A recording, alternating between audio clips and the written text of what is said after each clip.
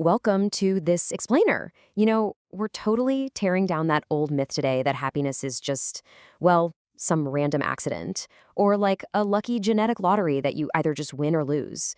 Because it's really not.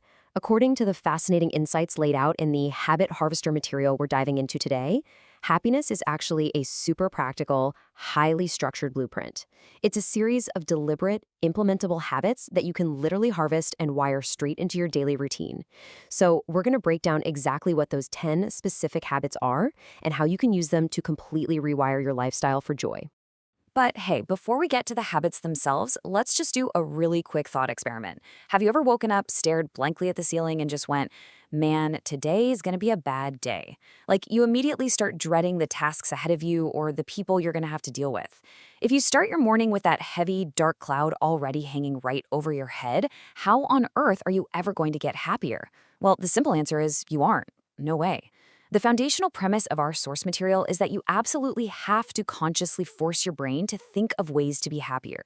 And to make these habits truly actionable for us, we're not just throwing random tips at you. We are organizing them into 4 really powerful, interconnected pillars to build a complete lifestyle blueprint.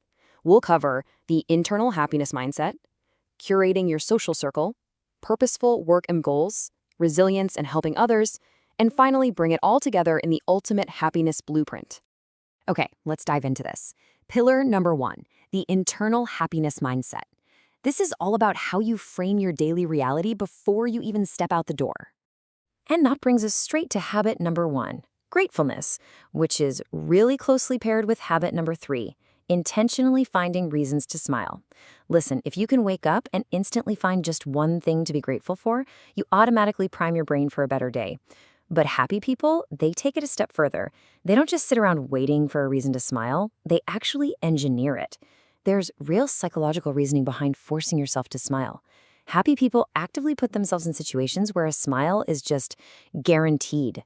The source material uses some great everyday examples, like purposely setting up a family reunion to see relatives you love, or, get this, even just going to a specific checkout lane at the grocery store purely because you want to see that cute cashier. You are literally forcing your brain to experience happiness by curating your physical environment. It's brilliant. Now, what's really interesting about this concept is habit number 2, optimism. See, gratefulness and optimism completely go hand in hand, but there is a really crucial distinction here.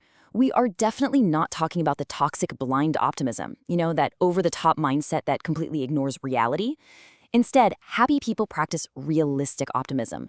This is a vital counterbalance. It's the belief that yes, the future is going to be incredibly bright and positive, but you still have to roll up your sleeves and put the hard work in to actually get there. It's an optimistic vision, but one that is firmly grounded in daily reality.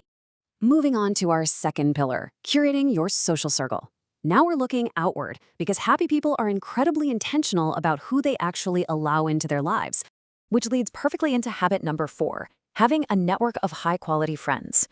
This source highlights a massive psychological necessity here. You must be able to look at your friendships subjectively.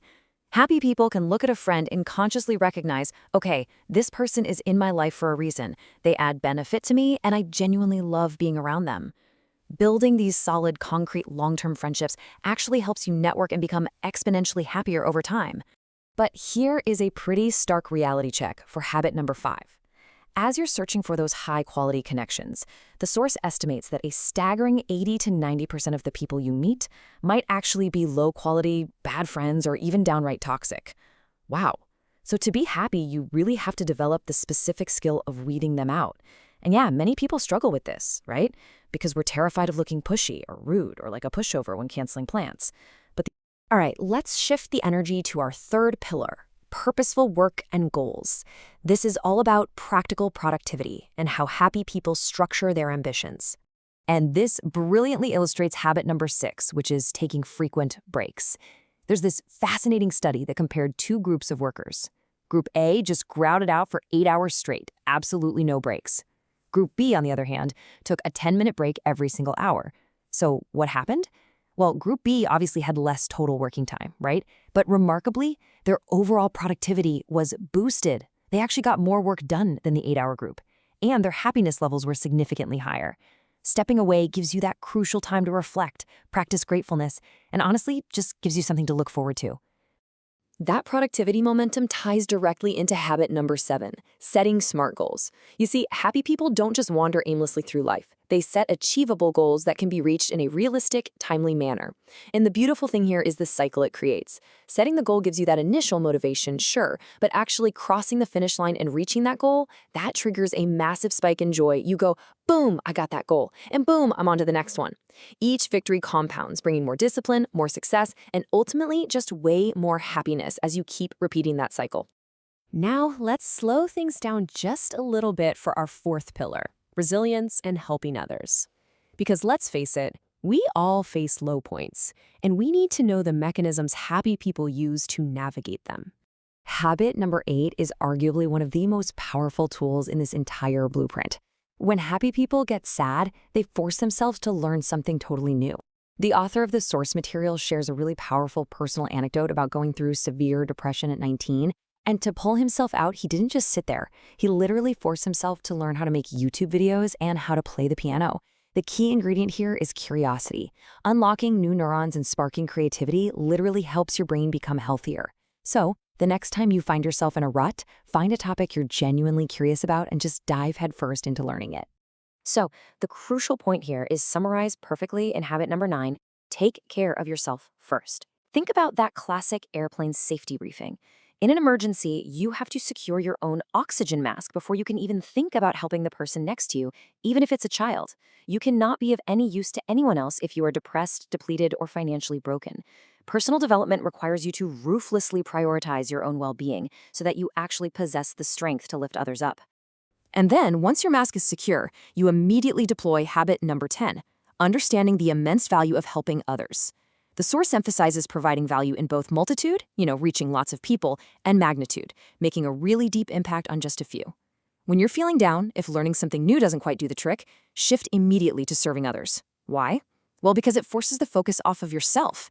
It completely breaks that toxic internal cycle of worry spinning in your mind. Helping others makes you more productive, it makes you a better person, and ironically, it ends up fueling your own ultimate happiness. Let's move to our final section and see how all of this builds into the ultimate happiness blueprint. When you look at them all at once, you can really see how these aren't just isolated tricks, right? They mesh together into one holistic lifestyle. You start the day with gratefulness and realistic optimism. You engineer your environment to smile a lot. You intentionally attract high-quality friends and bravely weed out those toxic people. At work, you take frequent breaks to boost productivity while consistently setting SMART goals to generate joy. And when the inevitable dark days come around, you learn something new, always remembering to put your own self-care first so you actually have the energy to help others. The whole shebang. This is the complete system. Because at the end of the day, happiness is an action, not an accident. Based on this brilliant framework from the Habit Harvester material, my challenge to you is simple. Don't just passively consume this explainer. Really look at this list. Which of these 10 habits will you actively choose to harvest today? Start small. Pick just one to implement right now and watch how it begins to transform your reality. Thank you so much for joining me for this explainer, and I absolutely can't wait to see what you build.